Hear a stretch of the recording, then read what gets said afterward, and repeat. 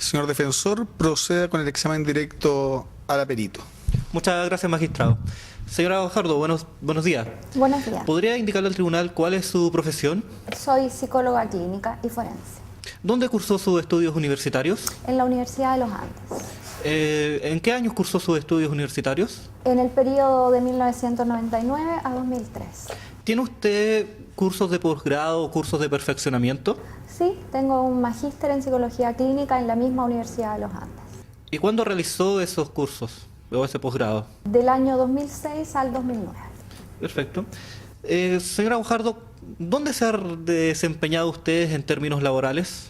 Bueno, yo he trabajado en dos hospitales, en el Hospital Dr. Cruz y en el Hospital San Felipe. ¿Y cuáles han sido sus funciones en esos hospitales? En el Hospital Dr. Cruz yo realizaba psicodiagnóstico y psicoterapia de adultos, adolescentes y niños, y en el Hospital San Felipe trabajaba en el servicio de psicología, también realizando psicodiagnóstico y psicoterapia para los pacientes tanto internos como externos del hospital. ¿Y cuántos años se desempeñó en esos lugares? Por un periodo de 4 o 5 años. Señora Guajardo, ¿se ha desempeñado usted de manera privada en el ejercicio de su profesión? Sí, desde el año 2006 yo tengo mi consulta clínica privada y desde el año 2009 además soy perito oficial de los tribunales de justicia. Y a partir de que es perito oficial, ¿usted cuántos peritajes ha desarrollado? Mire, yo le diría que estimativamente unos 30, pero no recuerdo la cifra exacta. De acuerdo. Señora Guajardo, ¿por qué usted realizó este peritaje psicológico? Este peritaje fue solicitado por la defensa de Juan Pablo y la autoridad judicial a solicitud de la defensa me designó como perito oficial para hacer una evaluación psicológica y emitir un informe pericial en este caso. ¿Y cuál era el objetivo de la realización de este informe, de esta pericia psicológica? El objetivo de la evaluación era medir algunos aspectos de la personalidad y aspectos cognitivos de Juan Pablo que pudieran ser relacionados con su conducta el día de ocurrencia de los hechos. ¿Cuál fue la metodología que usted ocupó para realizar esta evaluación? Para realizar la evaluación se utilizaron 2 entrevistas y una batería de test psicológicos compuesta por el test de relaciones objetales de Philipson, el inventario de personalidad de Minnesota y el test de inteligencia Weiss, entre otros instrumentos. ¿Y dónde usted realizó estas entrevistas y efectuó las evaluaciones? Las evaluaciones fueron realizadas en la cárcel de máxima seguridad, se realizaron los días 10, 11, 12 y 14 de junio del año 2010 por un periodo de 4 sesiones con una duración total de 12 horas. Señora Guajardo, ¿cuáles fueron las conclusiones de su informe? A partir del procedimiento utilizado, yo pude determinar que existió relación directa entre el consumo de alcohol y la conducta mostrada por Juan Pablo el día de los hechos. Según lo que se refiere, en esa oportunidad Juan Pablo se encontraba bajo los efectos de sustancias que alteran gravemente el ánimo, la lucidez y la conducta. Como producto de esto, Juan Pablo mostraba una grave alteración cognitiva y volitiva, mostrada a través de un estado de obnubilación de conciencia, y esta es una alteración que inhibe su capacidad para determinar su conducta, razón por la cual no es posible que sea responsable por una conducta dolosa. ¿A qué se refiere con nivel obnubilado de la conciencia? Me refiero a un nivel de alteración de conciencia grave donde hay compromiso de las funciones cognitivas y volitivas de Juan Pablo. Por ejemplo, en sus referencias acerca de los eventos, él da cuenta de que entró a un bar, pero no recuerda los elementos contextuales. Inmediatamente yo me doy cuenta que se está mostrando una alteración de memoria de tipo lagunar, que está directamente relacionada con el consumo, la ingesta alcohólica, y que es responsable de que él no recuerde estos eventos. A propósito del tema del alcohol, ¿cuál es la conducta de alcohol que presenta Juan Pablo? Bueno, Juan Pablo presenta una conducta de consumo de alcohol que ha disminuido. Él dice que ha disminuido durante estos últimos tiempos a propósito de una relación sentimental, pero es una conducta de ingesta alcohólica que se ubica alrededor de los 15 años. Las investigaciones muestran que cuando el consumo de alcohol comienza antes de los 18 años, hay una alta probabilidad de que el sujeto se convierta en alcohólico cuando adulto. ¿Y usted qué pruebas aplicó para determinar la conducta alcohólica de Juan Pablo? Mire, yo apliqué 3 pruebas muy sencillas. Por ejemplo, el test de Cates es una prueba de autorreporte, una prueba que consiste en 4 ítems que son muy simples de responder. Los 3 primeros se refieren a la autopercepción o la sensación subjetiva del sujeto frente al consumo de alcohol, y el último se refiere a la misma sensación pero frente a la privación.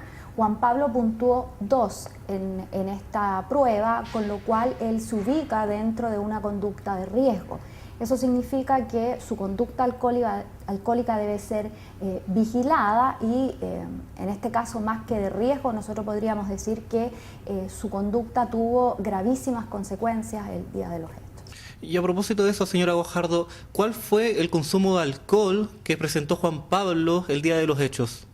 Mire, a mí me costó mucho que él hablara de este tema sobre el consumo de alcohol, porque esta es una situación que él la ha mantenido bajo secreto, ¿no es cierto? Finalmente yo conseguí transmitirle que era relevante para la evaluación poder conocer estas condiciones en las que habrían ocurrido los hechos. Él refiere que habría tomado 9 cervezas y 5 combinados de ron con Coca-Cola fuertes. Luego él recuerda que al salir del bar lo estaban esperando algunos jóvenes con los cuales tuvo un altercado en una discoteca.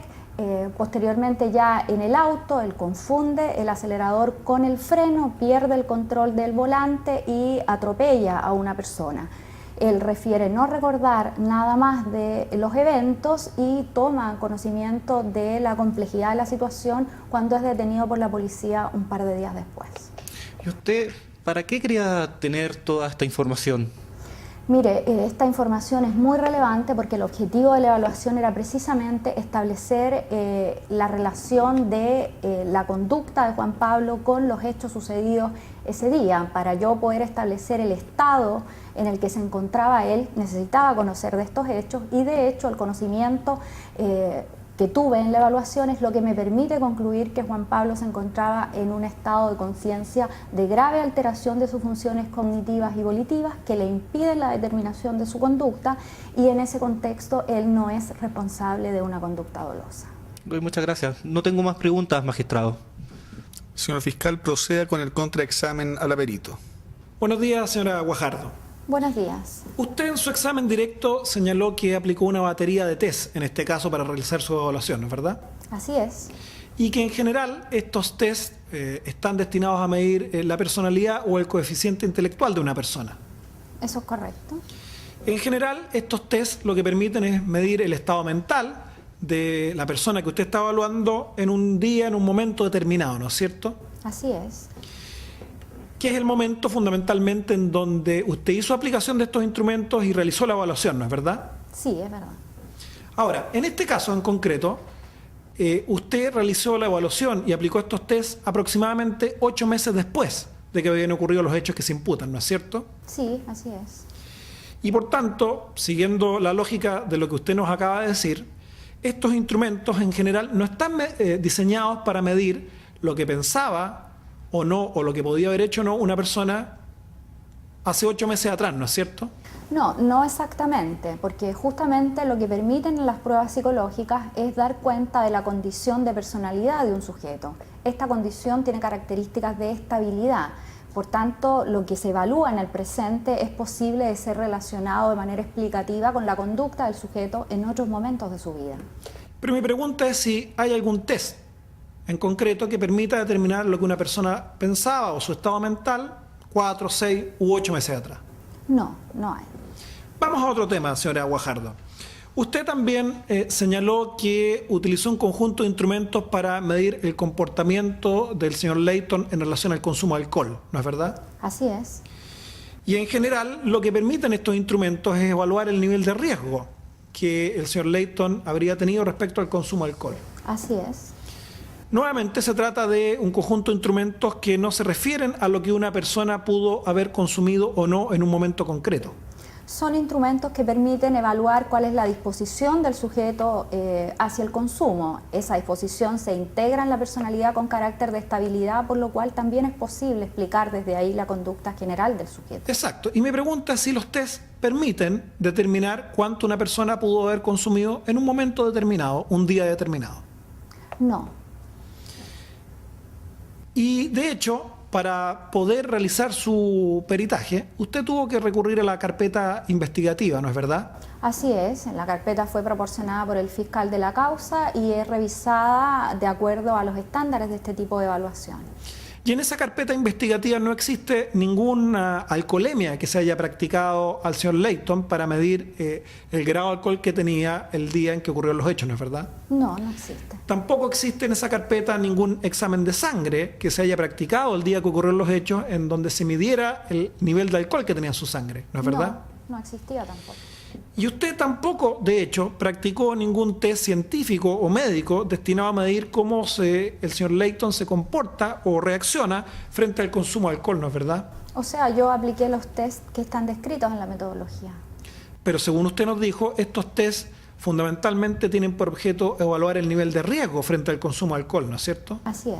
Porque usted no practicó ningún test que mida, déjeme decirlo así, la reacción fisiológica o la resistencia que tiene el señor Layton respecto al consumo concreto de alcohol, ¿no es verdad? No, no aplico ese tipo de test. Porque ese tipo de test suponen una formación distinta, ¿no es verdad?